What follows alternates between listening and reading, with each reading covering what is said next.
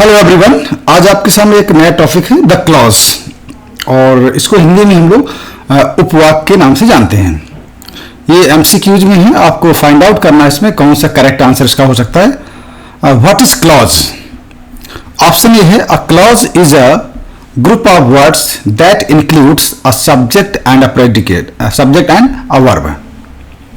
Option B है a clause is usually only part of a sentence. Option C है a clause is part of a sentence that has its own subject and predicate. Option D है all of these. अब इसमें आप find out करना है कि कौन सा इसका करेक्ट आंसर इसका हो सकता है। यदि आपने पढ़ा होगा तो आप आसानी से इसको बता पाएंगे। इस टाइप के क्वेश्चन आपके टीजीटी पीजीटी यानी कि लेक्चरर्स के एग्जाम में आते हैं। अगर आप इसको पढ़ लेंगे तो आसानी से कर पाएंगे। हालांकि इनिशियल स्टेज पर सभी के लिए इंपॉर्टेंट है। इसका आंसर डी करेक्ट है। दरअसल ये भी जो भी पॉइंट्स हैं ए बी सी में सभी ये एक क्लॉज में पाए जाते हैं। क्या क्या होता है क्लॉज में? अ clause is a group of words that includes subject and predicate, यानी क्लॉज एक शब्दों का ग्रुप ऑफ वर्ड्स, क्लॉज जो है शब्दों का एक समूह है, दैट इंक्लूड्स जिसमें समाहित होता है या इसमें होता है क्या, अ सब्जेक्ट एंड अ वर्ब, और वर्ब, यानी कि क्लॉज एक शब्दों का ऐसा समूह है जिसमें एक सब्जेक्ट होता है और उसमें वर्ब होती है। ऑप्शन बी बता रहा है a clause is usually only part of a sentence, जो क्लॉज होता है वो किसी सेंटेंस का भाग बनता है या सेंटेंस का पार्ट होता है। ऑप्शन सी है clause is a part of sentence, जो क्लॉज होता है यानी उपवाक्य जो होता है वो सेंटेंस का भाग होता है।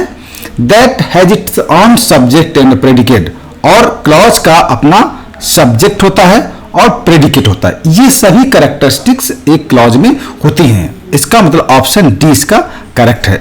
इसको एग्जाम्पल के रूप में और यानी के द्वारा हम इसको आसानी से और हम समझ पाएंगे।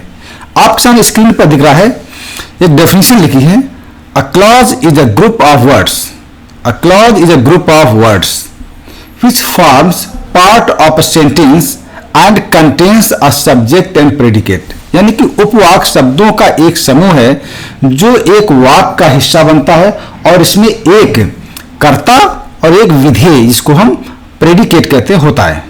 अब इसको हम सेंटेंस के रूप में समझ सकते हैं। आपको मैंने फ्रेज के विषय से पहला सेंटेंस है she has a ring of gold. यहां पर आप फ्रेज को आप ढूंढेंगे तो आप ऑफ गोल्ड यहां पर फ्रेज का काम कर रहा है।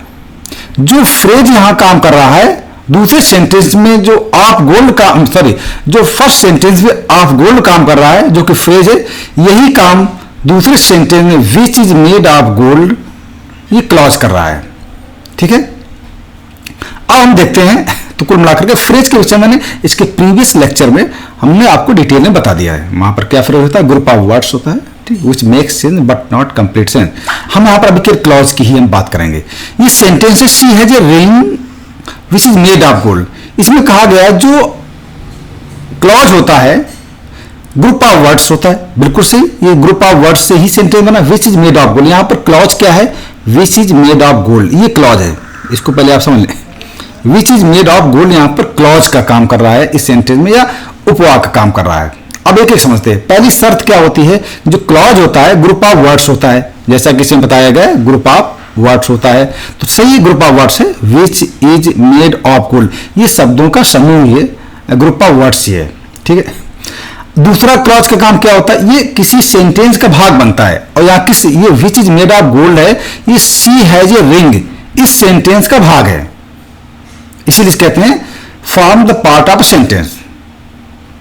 इसके बाद क्या होता है, क्लॉज में एक शर्त क्लॉज की ओर बताई थी, क्लॉज में इसका अपना एक सब्जेक्ट होता है और प्रेडिकेट होता है। तो निश्चित रूप से यहां पर विच जो है ये सब्जेक्ट काम कर रहा है, इज मेड ऑफ गोल्ड ये प्रेडिकेट का काम कर रहा है।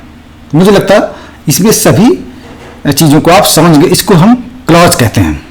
अब क्लॉज भी 3 टाइप्स के होते हैं, नाउन क्लॉज, एडजेक्टिव क्लॉज और एडवर्ब क्लॉज।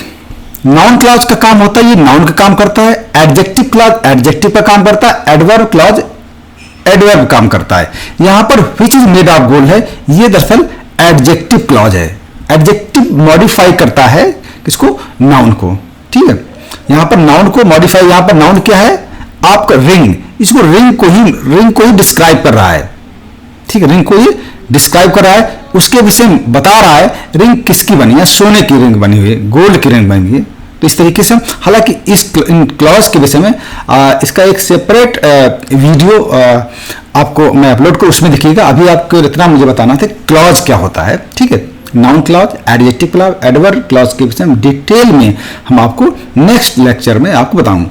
मुझे लगता है आपको यहाँ पर क्लॉज के विषय में पूरी जानकारी हो गई होगी। ये बहुत ही इंपॉर्टेंट टॉपिक है, क्योंकि बेसिक चीज़ों को हम छोड़ नहीं सकते हैं।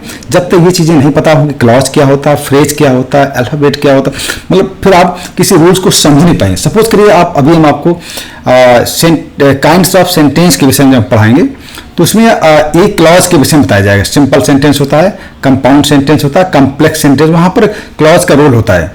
अगर इसको ना, क्लॉज को ना बता सीधे में कॉम्प्लेक्स सेंटेंस पहुंच जाता तो आपको नहीं समझ में आएगा। यही होता है, हम लोग क्या करते हैं, छोटी छोटी चीजों ना पर सीधे उसके रूल्स में, और छोटी छोटी चीजें हमको नहीं पता है, तो हमें रूल्स के विषय में जानकारी कर ही नहीं पाएंगे और इंग्लिश आएगी भी नहीं। Thank you very much.